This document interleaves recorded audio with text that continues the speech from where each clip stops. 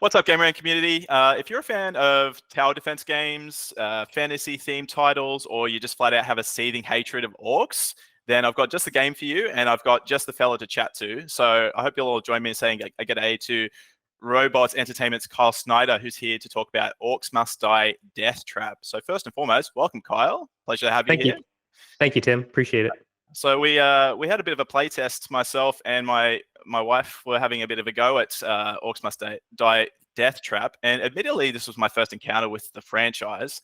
I got to say, I've been missing out for sure. It was a lot of good quality. I guess not take yourself too seriously, kind of fun. Would you say that's been a big part of the success of your franchise? Yeah, I think that's core to the series, especially in multiplayer, is not only like the humor within the game, but sort of the fun that emerges between players too, right? As you are slaughtering like thousands of orcs, but it's pretty laid back, and you're doing it in really silly ways. Yeah, for sure. And I mean, this is obviously not for people who are fans of the franchise will know already. This isn't the first installment in the series. So you're up to number 5 now. So you guys have been running for quite some time now. So what do you bring into the table that's going to be new to people who are quite familiar with Orcs Must Die? Yeah, so if you followed the series since the beginning, we started as a solo game, and then in 2 we added 2-player co-op. That's sort of been as far as we've gone. There was an exception with a spin-off that went 3-player, but what we wanted to do with this one is give our audience what they've been asking for, which is for the first time 4-player co-op.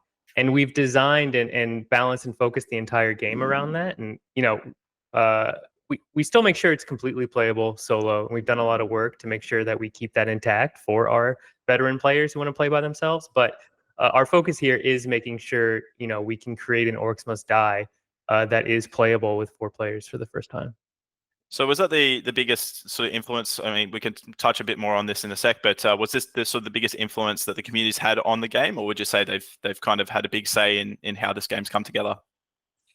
They have had a big indirect say, I think, without even realizing that they have. So I have been on Orcs Must Die for just about a decade now, my entire career. This is the first game I'm directing, and I always have my eye on what the community is talking about, right? Be it Steam forums or Reddit or the Discord. And also, I started on Orcs Must Die as a playtester. So I was just playing the game, right? So I was always thinking about what's going to make the game more fun. Where can Orcs Must Die go? And then, yeah, I am trying more than ever to integrate that audience feedback back into the game, right? With 4-player co-op, heroes with their own unique abilities are back in Orcs Must Die, which we did not have in OMD3. OMD3, after the spinoff of Unchained, Orcs Must Die 3 was sort of a recalibration of the series, a sort of back to basics sequel. And with Orcs Must Die Deathtrap, we're thinking, what is traditional but evolved? It's really time to take the series someplace new, but making sure it's still Orcs Must Die, and that someplace new is someplace that the audience wants to go with us. For sure. And I mean, we touch on things that are new for the game. You've got an entirely new cast, if I'm not mistaken. So a bunch of new characters for people to kind of get to familiarize themselves with. So what was the thought process in putting together this roster? And how do you think the community are going to respond to all these new faces? So in all of our playtests so far, with at Gamescom and with external playtesters that we've brought on, and with some veteran players that we've brought in, the feedback has been extremely positive on the new heroes, both in personality, visuals, and their abilities. The core ideas for the designs of the new war mages, is what we call our characters, was the first thing I did on this project, right? As someone who has played as many hours of Orcs Must Die as I have, I sort of knew what sort of abilities were going to work great and synergize together. And then another big part that went into designing our heroes is making sure that they are all playable solo. I didn't want to completely follow those tropes of, oh, we have a tank character, a healer, and a DPS, right? This is not an RPG party. These are war mages that can handle things on their own. And you can also find cool, interesting ways to synergize their abilities together. But we wanted players to discover those and not make them completely obvious. So there's a lot of influence from previous games on some of their abilities. There's also a lot of new, fresh stuff. And we also wanted to make sure that they were both offensive in their, some of their abilities, like direct player damage. But one thing we wanted to do to address some feedback on making sure that the tower defense was still a core part of the game is you're going to see a lot more trap supporting abilities, right? So you might have abilities that power up the traps nearby or reset the traps instantly, speed up the traps nearby, those sorts of things. So you're not just directly hitting the orcs, but you're also supporting your own trap boxes as well. Unreal. And of course, you've got a bunch of new characters. But looking online and the trailers and all the coverage the team has done for the game, the biggest question I see from the community is where's Max? So what can you tell us about Max? And I know another one, a name that came up was Gabby. What can you tell us about where they are? Is there any plans for them in this game? Yeah, so Maximilian and Gabriella are our two original characters. They've been around since the first game. I should have learned this lesson from OMD3, but I was trying to have fun with revealing whether or not they're playable in the game. But of course, it's the first thing that everyone's asking. Maximilian. So first of all, we have a hub for the first time. So you're going to meet with your team and level up your traps and learn how to play the game, choose your hero, all those sorts of things in our Order Fortress hub. And Maximilian and Gabriella are there from the beginning. You're going to be interacting with them. They're going to be talking to you. They're sort of running the organization that we call the Order, right? The Order's sort of like the soldiers that take down the orcs. They're running the new version of the Order. So they're there. And then Maximilian will be playable from launch. You have to do a little bit of a thing to get him playable, but it's very early in the game. It's a very simple thing just to sort of teach you how to play. I don't want to talk about his ability kit yet. It's super cool. It's super special. I am excited for people to see it. And then Gabriella, of course, I already have her kit designed, but she will be a little bit after launch for free. Gabriella will be playable as well. Okay, and we talked about post-launch. Have you got any plans post-launch for the game? I know that in previous games you've done quite a few DLCs. Are you going to follow that trend?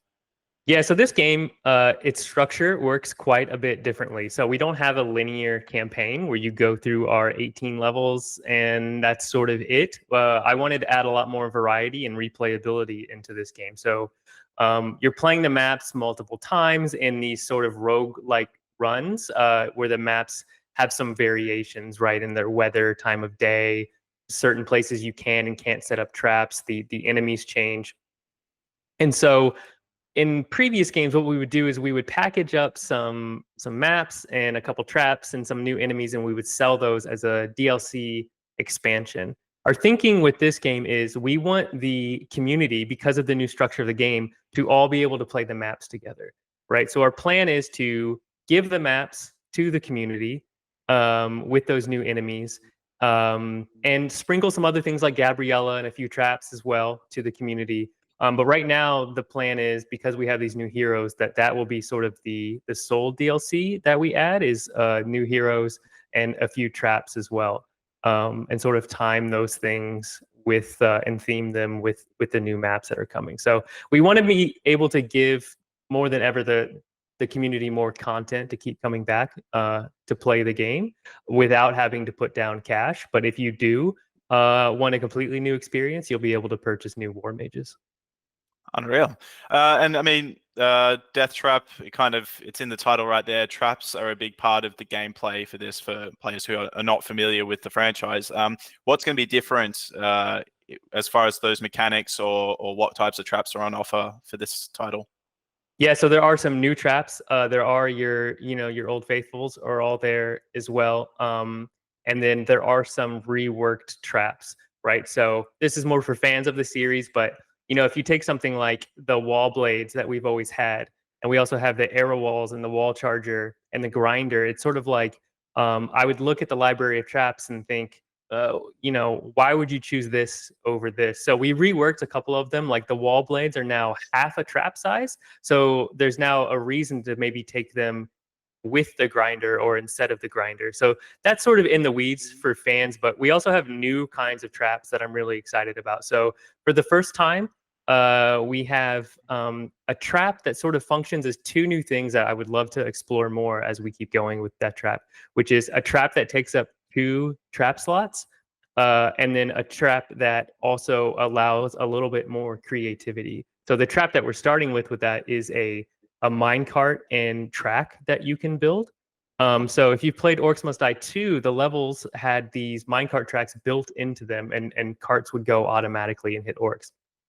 But in Deathtrap, you can actually build that track yourself and then attach a minecart dispenser to it, right? So you can run that track anywhere you want through the level, and then a cart's going to come and run the orcs over. And the further it travels along the track, the more damage it's dealing. So that's sort of the kind of new stuff. And then we've also made sure that physics traps, which have always been a big part of OMD, but one thing that's always bothered me is, they're a huge funny part of the game, but they've never been super effective. Some people would argue with me, super effective for high level play. And so we wanted to sort of rework some of those and design the levels around the fact that physics traps are a big part of the game. And we have some new ones as well. One that I'm excited about is like a hook shot. So it's like a chain that will shoot out and pick up an orc and drag them back and then dangle them in the air for a few seconds and then drop them. So you can do some really cool things with that, like putting it on a ceiling that's like directly over the ocean, right? So it's going to pick them up and dangle them and then just drop them into the drink. And it's a lot of fun to watch. Yeah, I mean, obviously, with so many selections, the players are really going to, as you said, express their creativity. But you mentioned you've been working with this franchise for over a decade, working from playtest to where you are now. So now that you're behind the wheel here, what would you say from a gamer's perspective, a fan of the franchise, what would you say you're the most excited for people to see, like the most excited about for people to see in this game? The most excited, man, it's so hard to pick a single thing because this does incorporate so much of what some of us had wanted in Orcs Must Die for such a long time. But I find, because of the rogue element, so we have challenges that get added to every level, extra challenges that get added to every map randomly, and you have to choose which one you want to deal with. We have also, between every single wave, we have these boons called threads that you choose that can augment your abilities and traps. And so when you take things like that, plus the map variations I was talking about earlier, like the weather and the time of day, what I find, and the 7 war mages that we're launching with, each with their own set of a bunch of abilities and their own unique trap. The thing I'm most excited about is, even as a developer, and developers listening would know that, sometimes it's hard to keep playing your own game, for 2, 3, 4 years as you're developing it. I have yet to feel like I'm working when I'm playtesting Orcs Must Die Deathtrap. When you get 4 players together and you get all this variety and how it's a different experience every single time, it's just so much more fun. It really is. And so that's what I'm excited for people to see, is that you can just drop into this game whenever, and you're going to have a new experience that you have to adapt to. But the core of it still very much feels like Orcs Must Die. Unreal. You've got an expected release date early 2025. Is it still quite vague at the moment, or are we starting to see a more concrete window? We have a concrete window, but it is still vague at the moment. It is still Q1, but players will not have to wait very long to play Orcs Must Die Deathtrap. Oh, well, that's good. I mean, that's good news, and it sounds like the franchise is in very good hands. So thank you so much, Kyle, for joining me. I'm really excited for this game. I've been looking for something fun and co-op-y to play with my other half, and after Gamescom, it was certainly one that has been on our minds since. So thank you so much for your time, and best of luck with Orcs Must Die Deathtrap. Thanks, Tim. Also, I just want to say it was a lot of fun watching you and your wife play and sort of also compete a little bit at Gamescom. So I remember you guys playing, and after the playtest, I said, hey, let's look at the stats and see how you guys compared. And we have a lot more detailed stats this time to see how players did against each other and together. And you guys had 2 developers playing with you that you outperformed. I'm going to say they were tired. It had been a really long week.